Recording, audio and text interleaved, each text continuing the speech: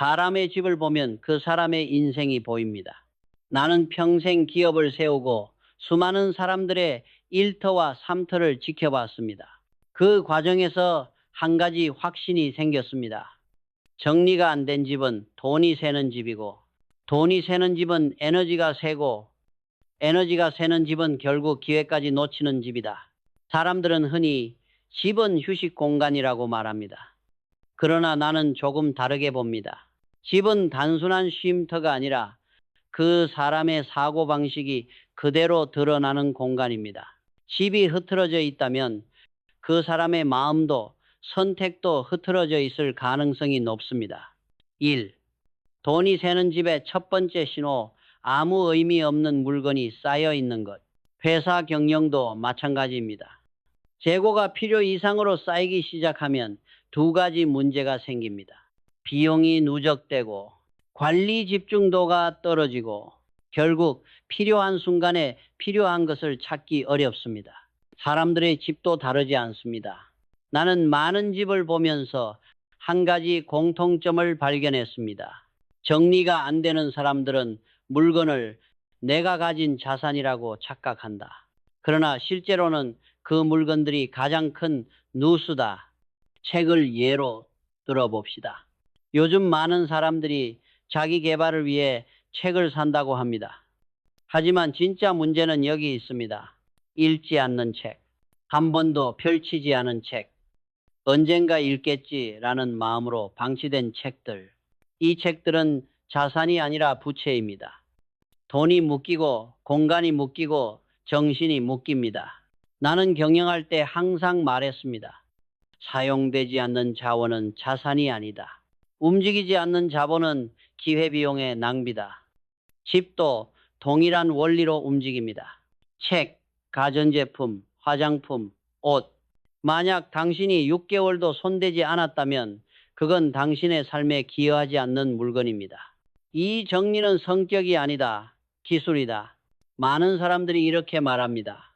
저는 원래 성격이 정리를 못해요. 나는 그 말에 동의하지 않습니다. 정리는 기질의 문제가 아니라 기술의 문제입니다. 기술은 다음의 구조를 갖습니다. 배우면 늘고, 반복하면 숙련되고, 숙련되면 부담이 줄고, 부담이 줄면 자연스럽게 습관이 됩니다. 정리를 못하는 사람들은 정리를 못하는 성격이 아니라 단지 정리를 배운 경험이 없는 것입니다. 기업 경영에서도 능력 없는 사람은 없습니다. 다만 배운 적이 없을 뿐입니다. 정리도 마찬가지입니다.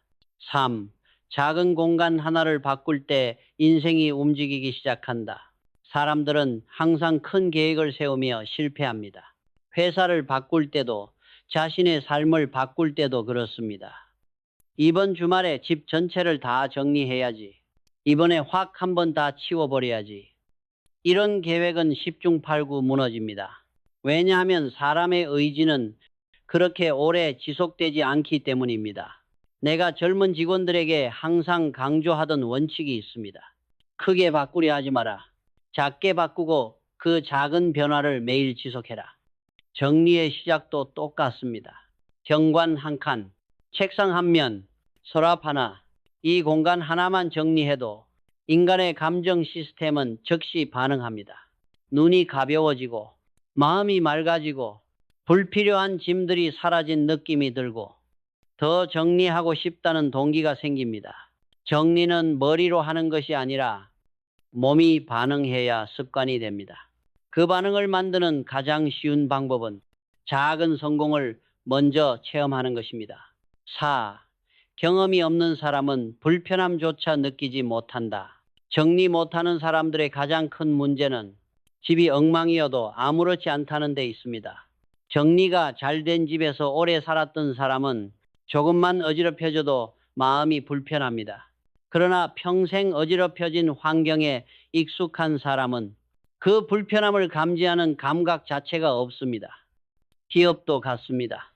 관리 체계가 없는 회사는 문제가 많아도 문제인지 모릅니다. 그게 더 무섭습니다. 삶도 동일합니다. 따라서 정리의 첫 단계는 정돈된 공간이 주는 감정 경험을 만드는 것입니다. 편안함, 집중감, 여유, 질서감, 마음의 평온, 이 감정을 경험해야 사람은 그 감정을 잃기 싫어서 정리를 유지하기 시작합니다. 정리란 억지로 하는 것이 아니라 좋은 감정에 중독되는 과정입니다. 5. 가족 때문에 정리가 막히는 사람들에게 많은 사람들이 이렇게 호소합니다. 남편이 못 버리게 해요. 부모님이 물건을 쌓아둬요. 아이들이 치우질 않아요. 나는 이렇게 말합니다. 정리는 독단으로는 절대 완성되지 않는다. 가족은 함께 사는 팀이다. 가족 때문에 정리가 어렵다면 원인이 하나입니다. 정리를 주제로 한 대화가 단 한 번도 제대로 이루어진 적이 없다. 사람마다 물건을 대하는 감정이 다릅니다. 따라서 이런 원칙이 필요합니다. 타협할 수 없는 영역부터 정리한다. 기한 지난 식품, 약품, 유통기한 지난 건강식품.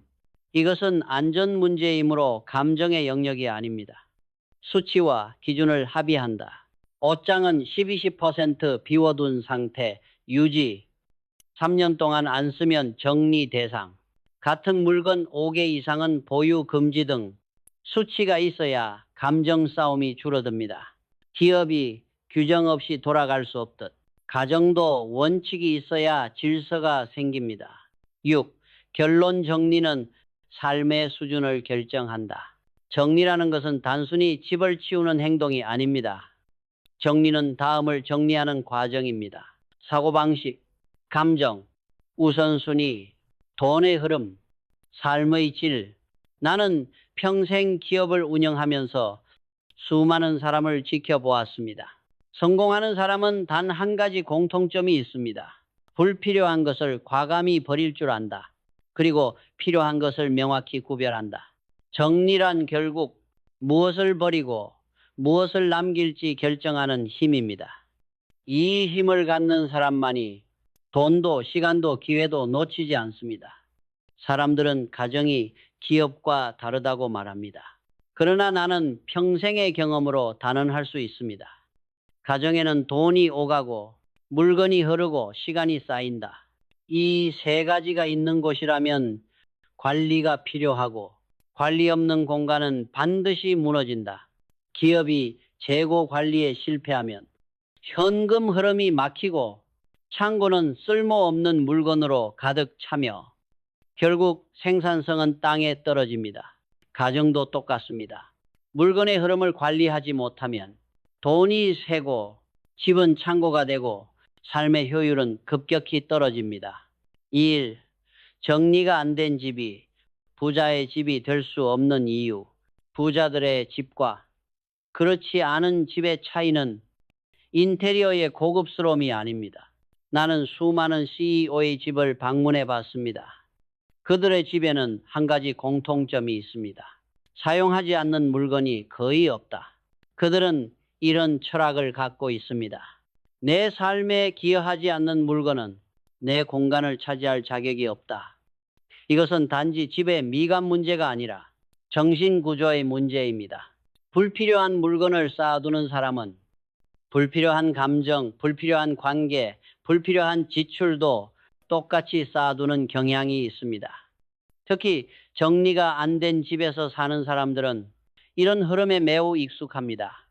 쓸모없는 물건을 보고도 문제를 느끼지 못하고 돈이 새는 구조를 보면서도 감각이 둔해지고 결국 낭비를 일상으로 받아들입니다. 이런 구조에서 부가 축적되기란 현실적으로 거의 불가능합니다. 2. 집안에 보이지 않는 비용이 인생을 흔든다. 많은 사람들은 눈에 보이는 돈만 계산합니다.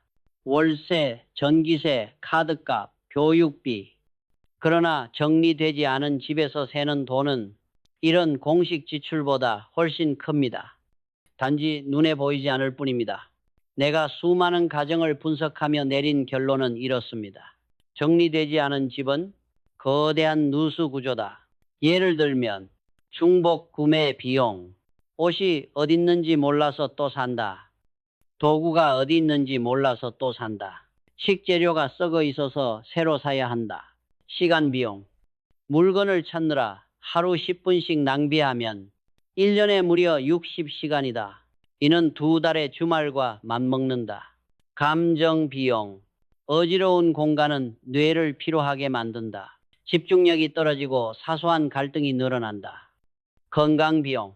유통기한 지난 음식, 먼지, 쌓인 물건은 알레르기 스트레스 불면을 유발한다. 이 모든 비용이 쌓이면 결과적으로 가정의 경제력은 떨어지고 삶의 질은 저하된다.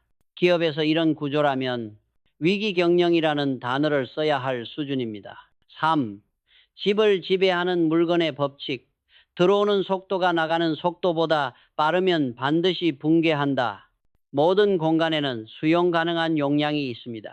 옷장에는 옷장이 수용할 수 있는 양이 있고 주방에는 주방이 감당할 수 있는 양이 있습니다. 그러나 대부분의 사람은 이 원리를 전혀 이해하지 못합니다.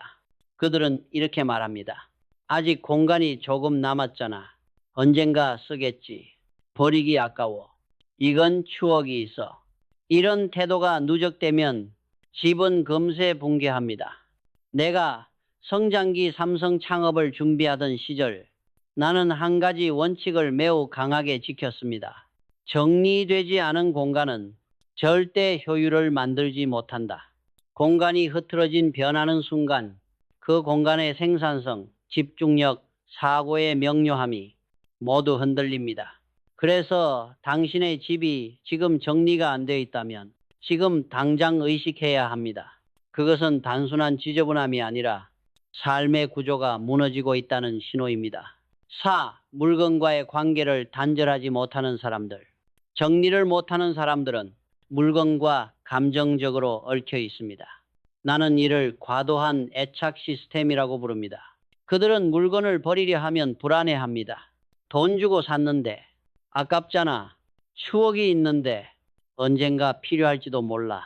하지만 나는 이렇게 말합니다. 물건은 쓸 때만 가치가 있다. 사용되지 않는 물건은 추억도 아니고 자산도 아니다. 그것은 단지 당신의 공간을 빼앗는 비용일 뿐이다. 사람들은 추억을 물건으로 보관하려 합니다. 그러나 추억은 물건에 있는 것이 아니라 경험과 감정 속에 있습니다. 당신이 오늘 버린 물건 때문에 추억이 사라지지 않습니다. 단지 공간을 되찾을 뿐입니다. 5. 가족은 정리의 가장 어려운 변수이지만 동시에 가장 중요한 변수다. 가족 때문에 정리가 막힌다는 사람들을 나는 너무 많이 봤습니다. 부모님은 못 버림, 남편은 버리면 화냄, 아이들은 정리를 싫어함. 그러나 본질은 이겁니다. 정리는 공간의 합의가 필요하지만 대부분의 가족은 이 합의가 없다. 기업에서는 모든 공간, 창고, 서류, 자원에 정확한 기준이 있습니다. 사용 기한, 수량 제한, 폐기 기준, 보관 규칙. 하지만 가정에는 이런 기준이 없습니다.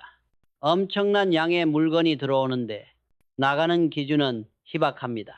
그래서 나는 이렇게 말합니다.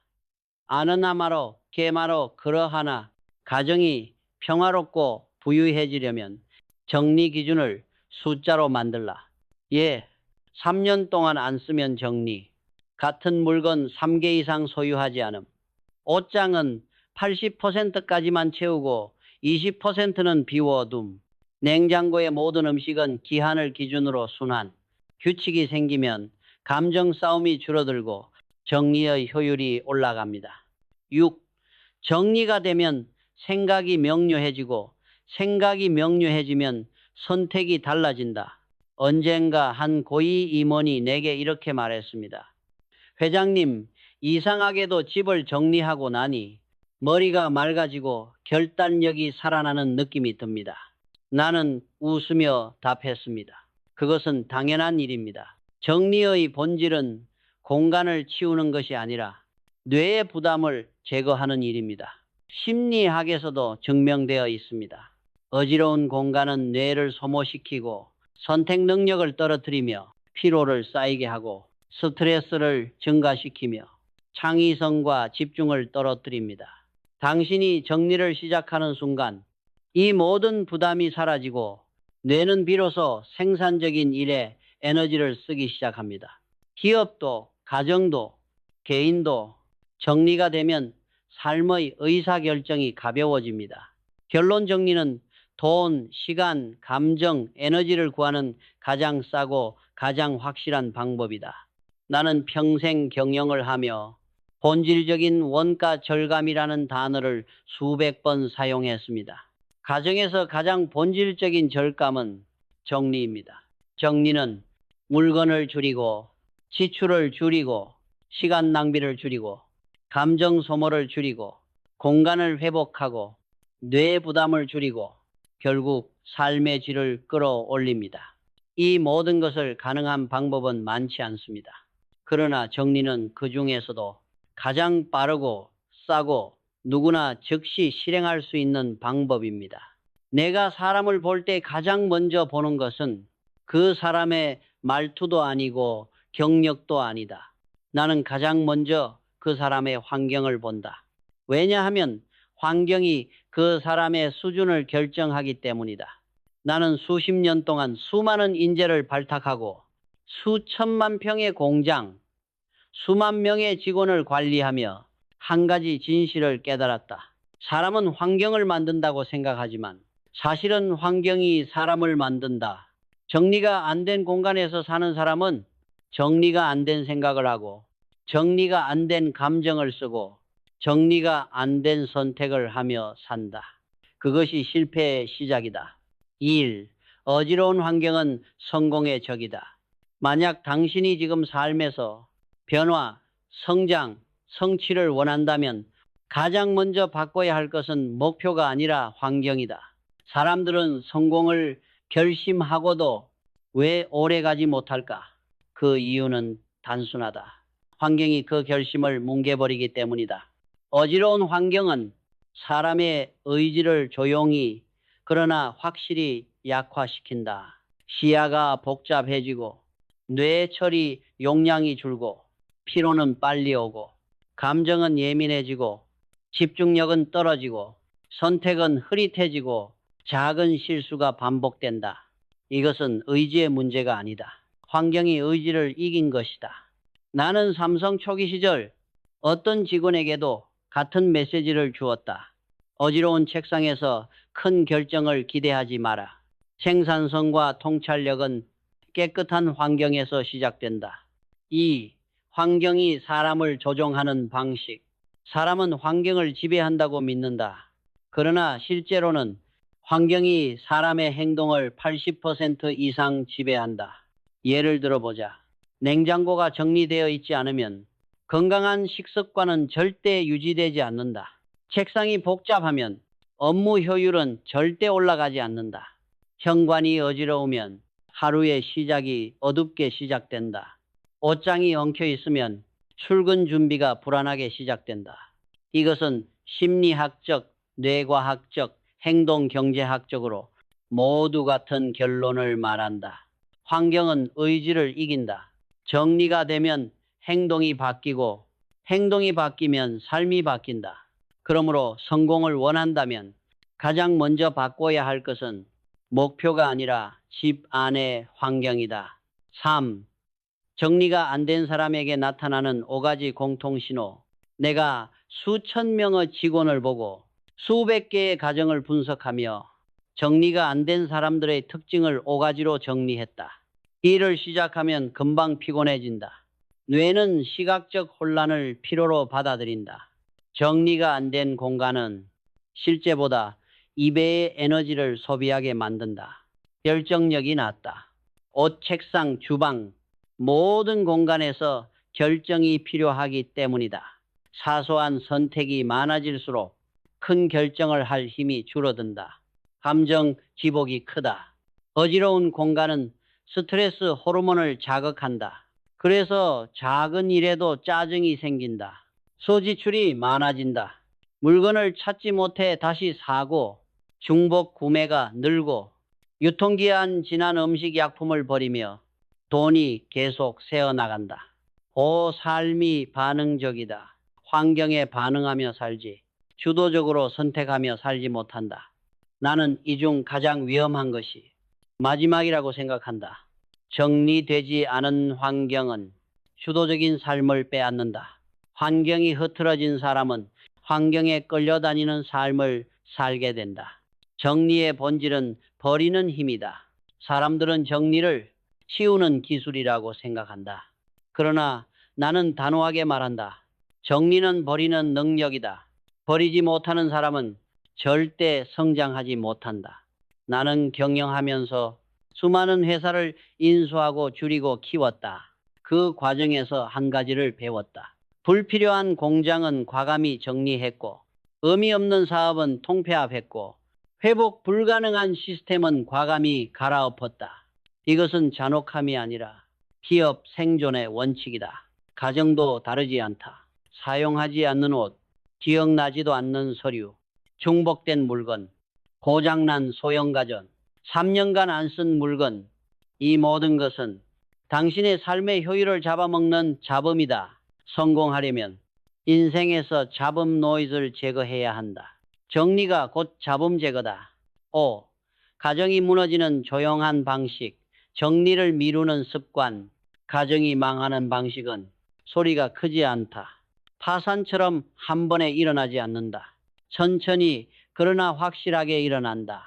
정리를 미루는 작은 선택들이 하루, 일주일, 한 달, 몇 년 이렇게 쌓이면서 집은 서서히 침몰한다. 어지러운 현관, 가득 찬 식탁, 쌓여가는 택배 박스, 찾지 못하는 생활용품, 꽉 막힌 옷장, 사용하지 않는 책과 물건들. 이 패턴이 쌓이면 가정은 기능을 잃는다. 나는 이렇게 표현한다. 정리를 미루는 집은 마치 녹이 쓰는 기계와 같다. 처음에는 티가 나지 않지만 어느 순간 견딜 수 없게 된다. 그리고 그때는 이미 너무 늦어 있다. 6. 정리는 단순히 공간을 치우는 것이 아니라 삶의 방향을 바로잡는 일이다. 정리를 시작하면 세 가지가 분명히 바뀐다. 생각이 선명해지고 아는 줄것, 불필요한 자극이 줄어들면서 뇌가 명료해진다. 이 선택이 빨라지고 매일 하는 수많은 작은 결정이 줄어들어 큰 결정에 에너지를 쓸 수 있게 된다. 감정이 안정된다. 공간이 안정되면 감정도 안정된다. 이 세 가지는 성공하는 사람들의 가장 큰 특징이다. 명료한 생각, 빠른 선택, 안정된 감정, 정리된 공간은 이 세 가지를 동시에 제공한다. 그래서 나는 말한다. 정리란 삶의 시스템을 바로 세우는 일이다. 7. 환경을 바꾸면 성격이 바뀌고 성격이 바뀌면 인생이 바뀐다. 사람들은 성격이 고정되어 있다고 믿는다. 그러나 나는 평생 사람을 보며 이렇게 느꼈다. 환경이 바뀌면 사람은 놀라울 만큼 빨리 변한다. 사람의 성격은 환경에서 오는 자극의 패턴으로 만들어지기 때문이다. 깨끗한 공간은 차분함을 만든다. 여유 있는 공간은 집중력을 만든다. 규칙적인 공간은 안정감을 만든다. 가벼운 공간은 추진력을 만든다. 따라서 정리는 단순한 청소가 아니라 성격을 바꾸는 작업이다. 그리고 성격이 바뀌면 삶에서 가장 큰 변화가 일어난다. 기업에서든 가정에서든 변화는 항상 환경에서 시작된다. 결론 사람을 바꾸려 하지 말고 환경을 바꾸라. 수많은 사람들이 자신을 바꾸겠다고 결심한다. 그러나 결심만으로는 아무것도 바뀌지 않는다. 내가 경영하면서 내린 결론은 단순했다. 환경을 바꿔라. 그러면 사람은 자연스럽게 바뀐다. 정리가 잘 된 집에서 사는 사람은 규율을 배우고 절제를 배우고 효율을 배우고 심리적 평안을 얻는다.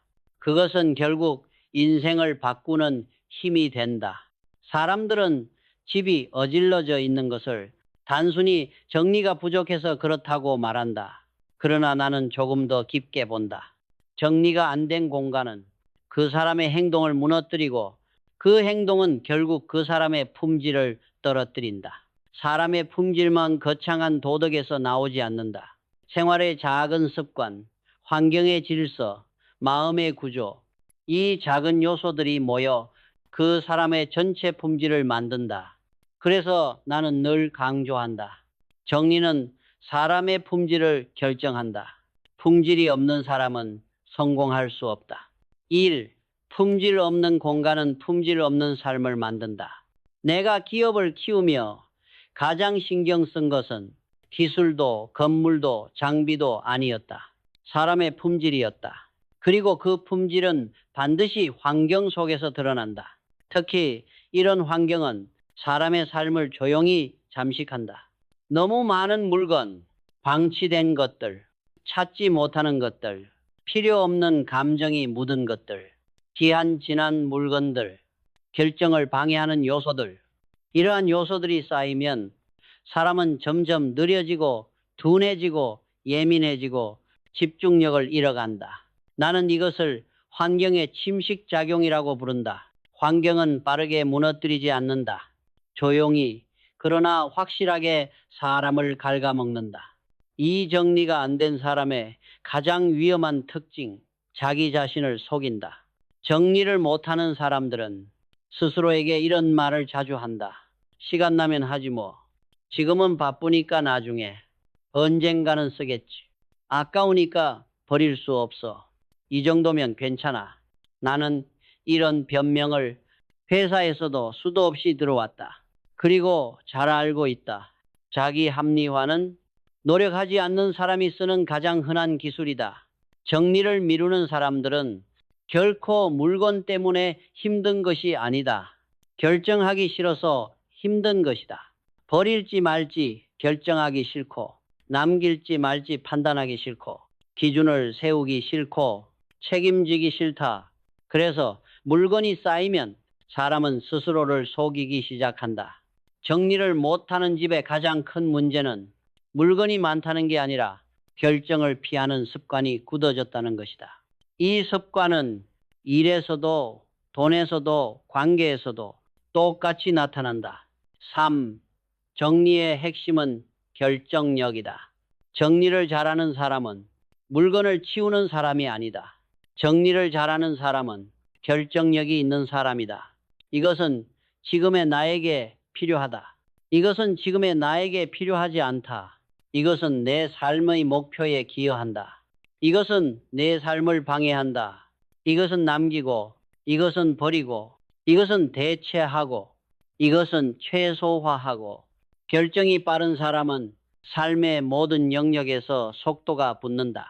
기업 경영에서 가장 위험한 행동은 결정을 미루는 것이다. 가정도 인생도 마찬가지다. 우리는 물건을 정리한다고 생각하지만 사실은 결정 능력을 훈련하고 있는 것이다. 4. 정리 못하는 사람들은 불확실성에 약하다. 정리를 못하는 사람들이 버리지 못하는 가장 큰 이유는 불안 때문이다. 버리면 다시 필요할까봐, 돈이 아까울까봐, 추억이 사라질까봐, 잘못 결정할까봐, 손해볼까봐.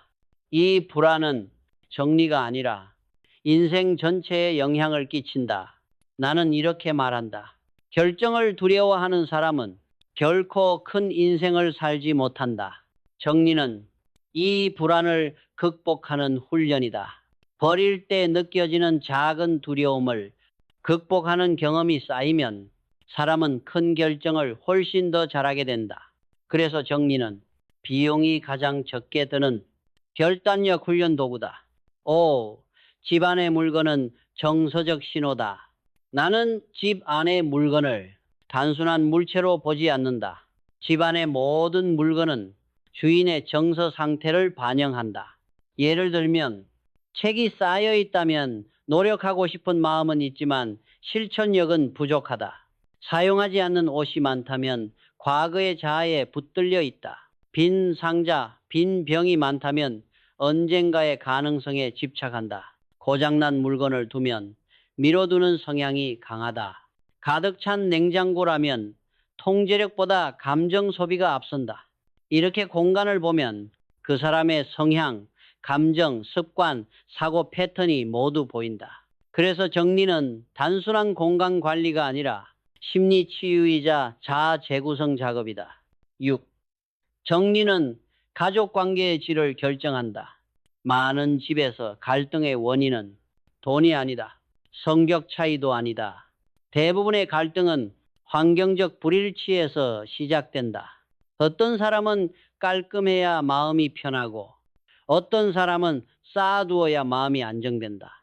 이 차이는 빠르게 가족 관계를 소모시킨다. 그래서 나는 이렇게 조언한다.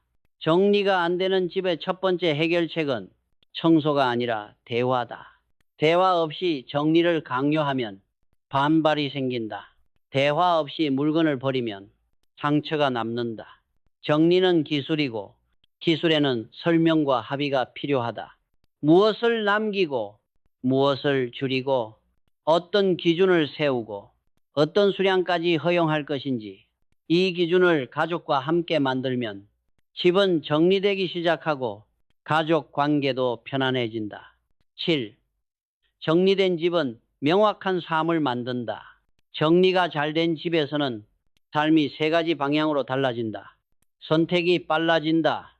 물건을 찾는 시간이 줄고 매일 하는 사소한 결정이 단순해진다. 이 감정이 건강해진다. 시각적 피로가 줄어들어 화를 덜 내고 마음의 진동폭이 작아진다. 목표가 명확해진다. 불필요한 물건이 사라지면 삶의 우선순위가 선명해진다. 나는 이것을 환경 기반 의사결정 구조라고 부른다. 환경이 바뀌면 머리가 바뀌고 머리가 바뀌면 삶이 바뀐다. 결론 정리는 인간의 품질을 복구하는 과정이다. 정리는 단순히 물건을 버리는 일이 아니다. 정리는 인간의 품질을 회복하는 작업이다. 책임감, 판단력, 절제, 집중력, 결단력, 미래 지향성, 이 모든 품질은 정리에서 시작한다. 그래서 나는 이렇게 말한다. 정리가 되지 않은 사람은 아직 준비된 사람이 아니다. 정리를 시작하는 순간 준비된 인생이 열린다. 사람들은 정리를 이야기하면 물건 몇 개 버리는 일 정도로 가볍게 생각한다. 그러나 나는 정리를 훨씬 깊은 개념으로 본다. 정리는 공간을 비우는 일이 아니라 삶의 가능성을 비우는 일이다. 사람이 새로운 것을 받아들이려면 기존의 무엇인가를 내려놓아야 한다. 이것은 기업에서도 인간의 성장에서도 절대적인 진리다. 1. 버리지 못하는 사람은 결국 성장을 포기한 사람이다. 정리를 못하는 사람들은 항상 자신을 이렇게 합리화한다. 언젠가는 필요할 거야. 돈 주고 샀으니 아깝지. 지금 버리기엔 너무 이르다. 혹시 모르니까 남겨둘게. 그러나 나는 단호하게 말한다. 버리지 못한다는 말은 앞으로도 성장할 의지가 없다는 말과 같다. 물건은 기억을 붙잡아 두고 기억은 과거를 붙잡아 두며 과거는 가능성을 억압한다. 기업 경영에서 가장 위험한 순간은 새로운 전략을 세울 때가 아니다. 무엇을 버릴지 결정하지 못할 때다. 가정도 똑같다. 버리지 못하는 집은 새로운 삶을 받아들일 공간이 없다. 공간이 없으면 변화가 들어오지 못한다. 이 무엇을 버릴지 모르는 이유는 현재의 나가 분명하지 않아서다. 사람들이 물건을 못 버리는 가장 큰 이유는 물건이 아까워서가 아니다. 가장 큰 이유는 이것이다. 지금의 내가 무엇을 필요로 하는 사람인지 몰라서. 정리가 잘 되는 사람은 명확한 기준을 가지고 있다. 나는 어떤 삶을 원한다. 나는 어떤 물건을 써야 한다. 나는 어떤 습관을 만들고 싶다. 나는 어떤 사람이 되고 싶다. 그래서 필요 없는 물건을 보면 주저하지 않는다. 반대로 정리가 안 되는 사람은 현재 자신이 모호하다. 자신이 삶에서 무엇을 원하는지 선명하게 알지 못한다. 그래서 버릴지 말지 결정할 때 항상 흔들린다. 버림의 기준은 물건이 아니라 나의 방향성이다. 방향이 명확하면 물건을 버리는 일은 흔들리지 않는다. 3. 미래의 나를 위해 버리지 않고 과거의 나를 위해 쌓아둔다. 정리가 안 된 집을 보면 항상 같은 패턴이 있다. 집안의 대부분의 물건은 지금의 나를 위한 것이 아니다. 과거의 나를 위한 것이다. 과거의 취향, 과거의 체형, 과거의 생활 방식, 과거의 감정, 과거의 꿈, 과거의 습관, 이 물건들은 더 이상 지금의 나에게 도움이 되지 않는다. 그런데도 사람들은 미래보다 과거를 더 지키려 한다. 나는 이렇게 말한다. 과거를 쌓아두는 사람은 미래를 잃을 수밖에 없다. 기업이 오래된 방식을 고수하면 시장을 잃는다. 사람이 오래된 물건을 붙잡으면 삶의 속도를 잃는다. 정리는 미래를 위한 공간을 확보하는 행동이다. 4. 버림은 자유를 되찾는 과정이다. 많은 사람들이 물건이 많으면 안정감을 느낀다고 착각한다. 하지만 실제로는 물건이 많을수록 걱정이 많아진다. 이걸 어디에 둬야 하지? 나중에 써야 하는데. 버리면 어떡하지? 정리해야 하는데 귀찮네. 물건이 늘어날수록 결정해야 할 일이 늘어나고 결정이 늘어날수록 사람의 두뇌는 피로해진다. 그 결과 사람은 자유를 잃는다. 선택의 자유, 시간의 자유, 감정의 자유, 움직임의 자유. 물건이 많다는 것은 자유를 묶는 족쇄와 같다. 그래서 나는 이렇게 말한다. 버림은 자유를 되찾는 일이다. 공간이 가벼워지면 사람의 마음도 가벼워진다. 마음이 가벼워지면 움직임도 가벼워진다. 5. 버리지 못하는 집의 3가지 핵심 문제.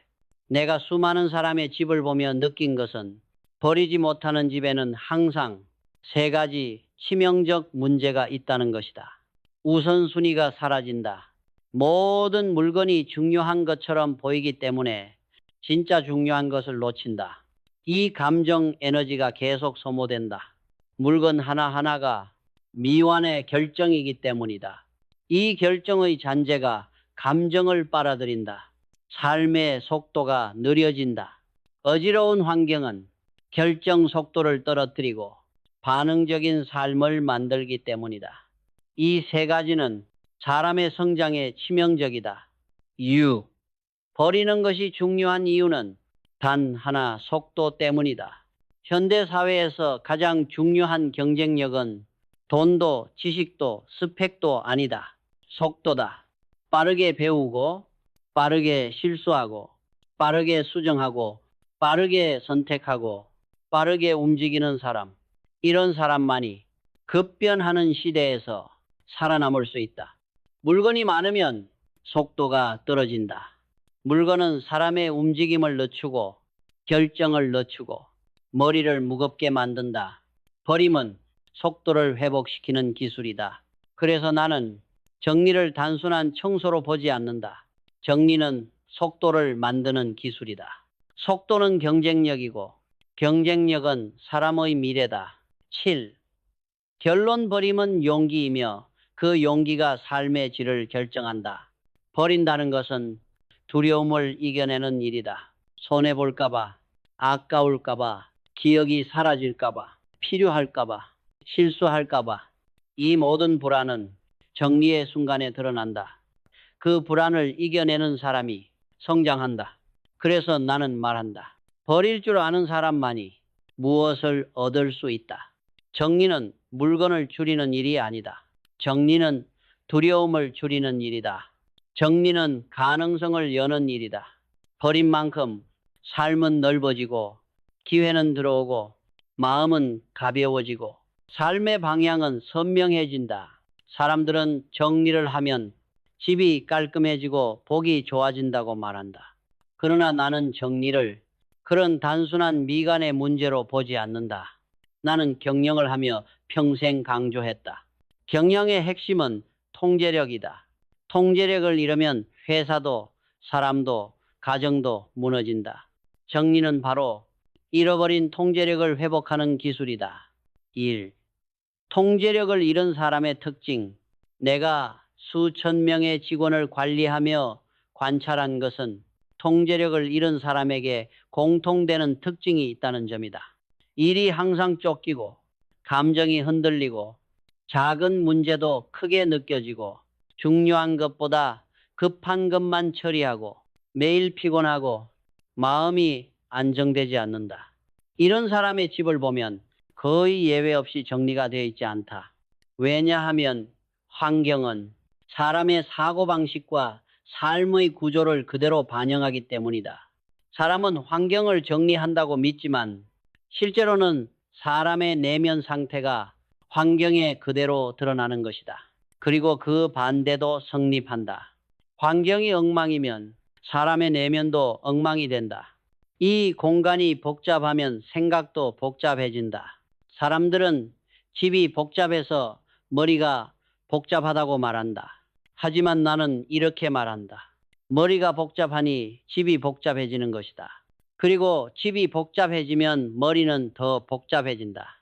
이것은 악순환이다. 환경이 산만하면 뇌는 불필요한 자극을 계속 받는다. 문이 열릴 때마다 보이는 어지러움, 책상 위에 놓인 미해결 문제, 바닥에 놓인 잡동사니, 가득 찬 옷장, 냉장고 속 귀한 진한 음식들, 이 모든 것이 뇌를 자극한다. 자극이 많아질수록 뇌의 통제력은 떨어진다. 그래서 어지러운 집에 사는 사람들은 감정이 쉽게 흔들리고 작은 일에도 예민해지고 선택 능력이 떨어진다. 정리가 필요한 이유는 깨끗해 보이기 위해서가 아니라 뇌의 안정 상태를 회복하기 위해서다. 암 통제력을 되찾는 첫 단계는 내가 통제해야 할 것과 포기해야 할 것을 구분하는 것이다. 사람들은 모든 것을 붙잡으려 하기 때문에 통제력을 잃는다. 돈, 인간관계, 물건, 감정, 기회, 기억 모두 붙잡으려 하다 보니 손에 들린 것은 많지만 실제로 통제되는 것은 없다. 나는 경영을 하며 수없이 이 원칙을 증명해 왔다. 모든 것을 통제하려는 회사는 망한다.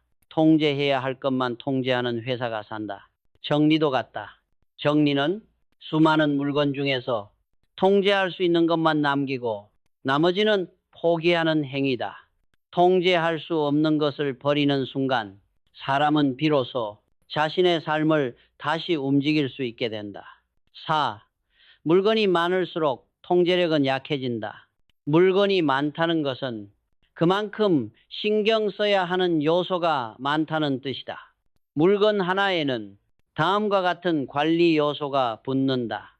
보관, 청소, 이동, 정리, 분류, 유지 보수, 결정, 감정적 부담. 물건이 많아질수록 이 부담은 기하급수적으로 증가한다. 그래서 나는 이렇게 말한다. 물건을 줄인다는 것은 인생의 변수를 줄이는 일이다.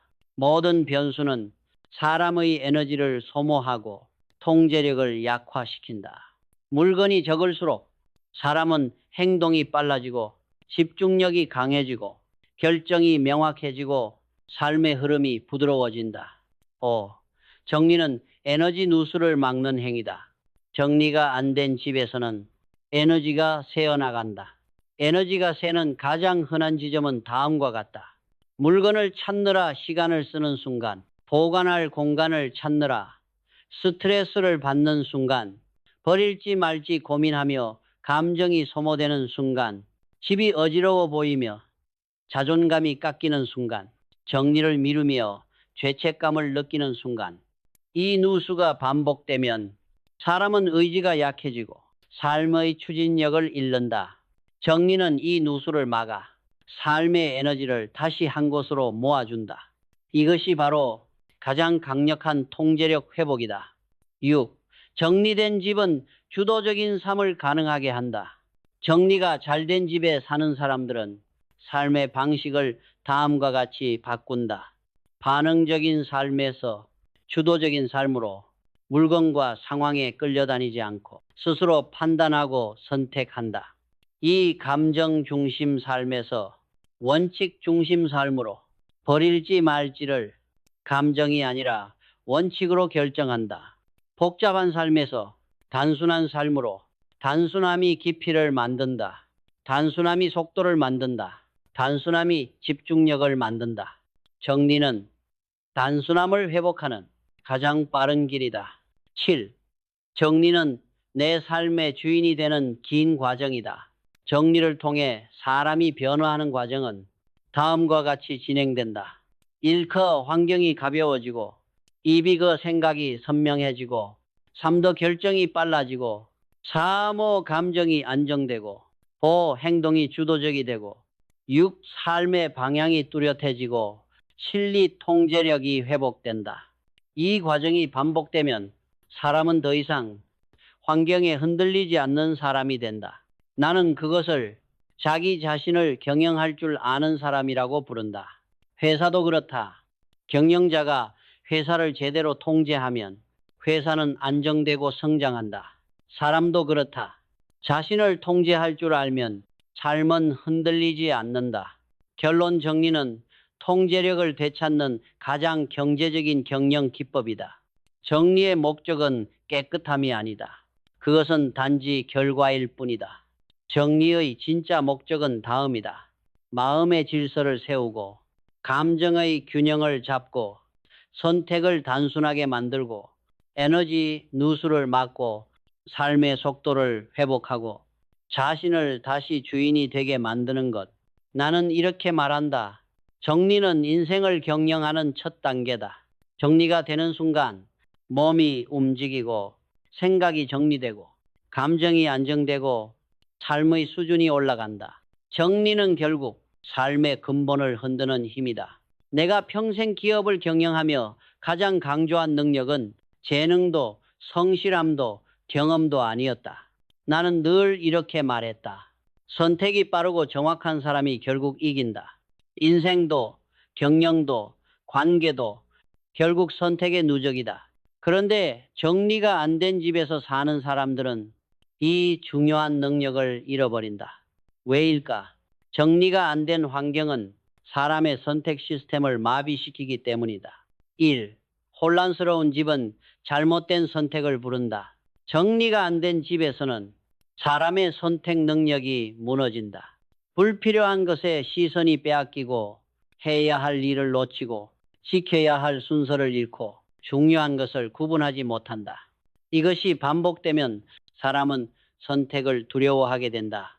기업에서 이런 직원은 항상 작은 결정 앞에서 머뭇거린다. 그리고 결국 중요한 일도 놓치게 된다. 집도 마찬가지다. 어지러운 환경은 사람을 반응형 인간으로 만든다. 물건에 반응하고 감정에 반응하고 문제에 반응하고 상황에 끌려다닌다. 반응하며 사는 사람은 주도권을 잃는다. 주도권을 잃은 사람은 정확한 선택을 하지 못한다. 이 선택 능력은 환경의 단순함 속에서 자란다. 나는 수많은 임원과 직원에게 동일한 조언을 반복했다. 복잡한 환경에서는 올바른 선택이 나올 수 없다. 선택 능력은 풍부함 속에서 자라지 않는다. 선택 능력은 단순함 속에서 자란다. 집이 단순해야 머리가 명확해지고 명확해야 선택이 쉬워진다. 정리가 안 된 집에 사는 사람은 항상 이렇게 말한다. 뭘 먼저 해야 하지? 어디서부터 시작해야 하지? 이걸 버려야 할까 말아야 할까? 지금 뭐가 중요한지 모르겠어. 이것이 바로 환경이 선택 능력을 마비시킨 신호다. 3. 정리는 우선순위 훈련이다. 정리란 결국 우선순위를 결정하는 일이다. 가장 중요한 물건, 지금 필요한 물건, 자주 쓰는 물건, 미래에 도움이 될 물건, 이미 역할이 끝난 물건, 지금의 나와 맞지 않는 물건, 이것들을 구분하는 과정이 바로 우선순위 설정이다. 우선순위를 빠르게 잡는 것은 경영에서도 가장 중요한 역량이다. 집 안에서 우선순위를 잡는 습관이 생기면 사람은 본능적으로 삶 전체에서 우선순위를 잡을 수 있게 된다. 그래서 나는 말한다. 정리를 잘하는 사람은 일도 잘하고 시간도 잘 쓰고 기회도 잘 잡는다. 왜냐하면 이미 우선순위 근육이 발달되어 있기 때문이다. 4. 선택이 느린 사람들의 집에는 공통점이 있다. 나는 많은 가정을 방문하며 흥미로운 사실을 발견했다. 선택이 느린 사람들의 집에는 항상 결정되지 않은 물건이 쌓여 있다. 예를 들면 버릴지 말지 고민 중인 옷, 어디에 둘지 모르는 상자, 미완성의 문서나 종이, 손 보려고 놓아둔 고장난 물건, 읽으려고 산 책, 언젠가 쓸지도 모르는 잡동사니 이 물건들은 모두 미완의 결정이다. 미완의 결정이 쌓이면 사람의 뇌는 부담을 느낀다. 부담이 커지면 새로운 결정을 내릴 여유가 없다. 그래서 선택이 느려지는 것이다. 정리는 미완의 결정을 끝내는 행위다. 5. 선택 능력을 강화하려면 물건을 기준으로 훈련해야 한다. 선택 능력을 강화하는데 가장 쉬운 훈련 도구가 있다. 바로 물건이다. 물건은 감정, 기억, 돈, 습관, 미래가 모두 얽혀 있기 때문에 선택 능력을 훈련하기에 완벽한 대상이다. 훈련은 간단하다. 바로 쓰는 물건 차르사 남긴다. 이 6개월 동안 쓰지 않은 물건도 조건부 검토 1년 이상 한 번도 쓰지 않은 물건 정리 대상 언젠가라는 단어가 붙는 물건 대부분 필요 없는 물건이다. 이 단순한 기준만으로도 사람의 선택 능력은 놀라울 만큼 빠르게 발전한다. 6. 정리는 미래를 선택하는 힘을 만든다. 정리가 되면 사람은 자연스럽게 다음과 같은 행동 패턴을 보인다. 충동이 줄어든다. 공간이 단순해지면 감정 소비가 줄어든다. 이 선택이 선명해진다. 물건이 줄면 필요한 것이 자연스럽게 보인다. 시간의 질이 올라간다. 선택에 쓰던 에너지가 미래를 설계하는 데 쓰인다. 삶이 계획적으로 변한다. 물건이 정리되면 생각도 정리되기 때문이다. 5. 좋은 선택이 반복된다. 좋은 선택이 쌓이면 좋은 습관이 되고 좋은 습관은 결국 좋은 인생을 만든다. 그래서 나는 말한다. 정리는 미래를 선택하는 힘을 기르는 과정이다. 7. 선택 능력은 결국 자기 책임에서 나온다. 사람이 선택을 두려워하는 이유는 책임을 지기 싫어서다. 잘못될까봐, 손해볼까봐, 후회할까봐, 비난받을까봐. 그래서 선택을 미루고 물건도 버리지 못한다. 나는 수없이 많은 인재와 수없이 많은 실패자를 보며 깨달았다. 책임을 회피하는 사람은 반드시 선택을 두려워한다. 정리는 작지만 확실한 책임이다. 오늘 버린 물건 하나가 당장 인생을 바꾸지는 않는다. 하지만 책임을 지는 감각을 일깨우고 결정하는 근육을 키운다. 이 작은 결정들이 결국 큰 결정을 만든다. 결론 정리는 선택 능력을 회복시키는 가장 강력한 훈련이다. 정리는 물건을 줄이는 일이 아니다. 정리는 선택의 역량을 되살리는 과정이다. 선택의 속도, 선택의 명확성, 선택의 기준, 선택의 용기, 선택의 책임. 이 5가지가 모여 사람의 인생을 결정한다. 나는 평생 경영을 하며 수많은 성공과 실패를 지켜보았다. 성공한 사람들에게는 언제나 공통점이 있었다. 그들은 결정이 빠르고 선택이 명확했으며 책임을 회피하지 않았다. 정리는 바로 이 능력을 키우는 가장 근본적 훈련이다. 정리가 되는 순간 사람은 선택할 수 있게 되고 선택할 수 있게 되면 삶은 원하는 방향으로 움직이기 시작한다. 사람들은 정리를 하면 모든 문제가 해결될 것처럼 생각한다. 그러나 나는 다르게 본다. 정리는 끝이 아니라 출발점이다. 정리를 한다고 해서 바로 성공하는 것도 아니고 바로 인생이 달라지는 것도 아니다. 하지만 정리는 변화를 만들어낼 수 있는 유일한 문을 여는 작업이다. 나는 평생 경영을 하며 수많은 전략과 혁신을 시도했다. 그러나 아무리 좋은 전략도 시작할 수 있는 환경이 없다면 그 전략은 죽은 전략에 불과하다. 집과 인생도 똑같다. 정리되지 않은 환경에서 어떤 변화도 오래가지 않는다. 1. 가장 위험한 착각 정리는 한 번 하면 끝나는 일이다. 정리를 어렵게 만드는 첫 번째 이유는 사람들이 정리를 이벤트로 보기 때문이다. 이번 주에 한 번에 다 치워야지. 날 잡고 싹 정리해야지. 휴가 때 한 번에 끝내야지. 이런 방식은 절대 지속되지 않는다.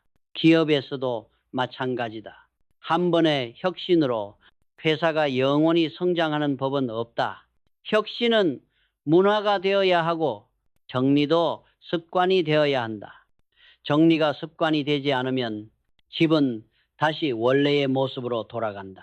그래서 나는 이렇게 말한다. 정리는 한 번의 사건이 아니라 반복되는 시스템이다. 시스템이 없는 정리는 언제나 제자리로 돌아간다. 2. 정리는 가볍게 사는 힘을 만든다. 사람들은 물건을 줄이면 불편할 것이라고 생각한다. 하지만 실제로는 정리가 될수록 삶은 가벼워진다. 삶이 가벼워진다는 것은 다음에 힘을 얻는다는 의미다. 움직임의 속도가 빨라지고 이 감정의 흔들림이 줄어들고 결정 피로가 줄어들며 불필요한 관계 지출, 집착이 사라지고 시간이 선명하게 보인다. 이 5가지는 사람을 성장시키는 핵심 동력이다. 나는 평생 경영을 하며 이 말을 반복했다. 가벼운 조직이 빠르고 빠른 조직이 이긴다. 인생도 동일하다. 가벼운 사람만이 기회를 잡고 방향을 틀고 새로운 길을 만들어낸다. 정리는 삶을 가볍게 만드는 기술이다. 3. 정리가 되면 사람이 변하기 시작한다. 정리가 된 공간에서 사람은 자연스럽게 다음과 같은 변화를 겪는다. 마음이 평온해진다. 시각적 잡음이 사라지면 감정 폭이 줄어들고 오래 쌓인 스트레스가 풀린다. 이 시간 감각이 복구된다. 정리가 안 된 사람은 시간을 통제하지 못한다. 그러나 공간이 단정해지면 해야 할 일이 눈에 보이고 시간의 질이 올라간다. 목표가 선명해진다. 불필요한 물건이 사라지면 삶에서 중요한 것이 드러난다. 집중력이 회복된다. 공간이 단순해질수록 뇌의 에너지가 핵심 활동에 집중된다. 작은 성공이 쌓이기 시작한다. 정리의 결과는 눈에 보이기 때문에 동기부여가 즉시 일어난다. 이 작은 성공이 큰 성공의 기반이 된다. 정리의 마지막 단계, 삶의 방향을 바꾸는 것. 정리의 1단계는 물건을 줄이는 것, 2단계는 습관을 만드는 것, 3단계는 공간을 설계하는 것, 그리고 마지막 단계는 이것이다. 삶의 방향을 다시 설정하는 것. 정리란 삶의 공백을 만드는 과정이다. 그 공백은 새로운 기회를 위한 자리이며 새로운 배움이 들어올 공간이고 새로운 인연이 들어설 여유이며 새로운 자신을 만들어낼 틀이다. 정리된 집은 단순히 깨끗한 공간이 아니라 삶의 방향을 잡아주는 나침반과 같다. 정리는 집을 바꾸는 것이 아니라 관점을 바꾸는 일이다. 정리를 하면 사람들은 집이 변했다고 말한다. 그러나 진짜 변한 것은 집이 아니라 그 집을 바라보는 사람의 관점이다. 관점이 바뀌면 다음의 일이 벌어진다. 소비를 신중하게 하고 시간 사용이 달라지고 관계에서 거리를 조정하고 일이 선명해지고 감정이 줄고 정체되어 있던 삶이 다시 움직인다. 정리는 관점을 바꾸는 도구이며 관점이 바뀌면 삶의 모든 구조가 다시 설계된다. 6. 가장 정리하기 어려운 것은 물건이 아니라 자기 자신이다. 정리의 가장 깊은 단계에서 사람들은 알게 된다. 가장 정리하기 어려운 것은 물건이 아니라는 사실이다. 습관, 집착, 감정, 두려움, 미련, 과거의 자아, 바뀌지 않는 사고방식, 이것들이 진짜 정리해야 할 대상이다. 나는 수많은 사람을 보며 느꼈다. 물건을 버리기 시작하는 순간 사람은 자신을 버리기 시작한다. 버려야 할 낡은 사고, 버려야 할 낡은 감정, 버려야 할 낡은 습관. 정리는 결국 자기 자신을 새롭게 만드는 일이다. 7. 결론, 정리는 인생의 가장 강력한 재편성 도구다. 정리는 단순한 기술이 아니다. 정리는 심리학, 철학, 경영학, 습관공학, 인간관계를 모두 아우르는 복합적 능력이다. 정리가 잘 되는 사람은 삶 전체를 재편성할 수 있다. 왜냐하면 정리는 다음을 모두 바꾸기 때문이다. 환경, 사고방식, 감정 구조, 시간 구조, 소비 구조, 선택 구조, 인간관계, 미래 설계. 삶은 결국 구조가 지배한다. 정리는 그 구조를 다시 세우는 기술이다. 그래서 나는 말한다. 정리된 집은 끝이 아니라 새 인생을 시작하는 출발점이다. 깨끗함의 문제가 아니라 가능성의 문제다. 정리를 끝낸 사람은 드디어 새로운 나를 받아들일 준비가 된 사람이다.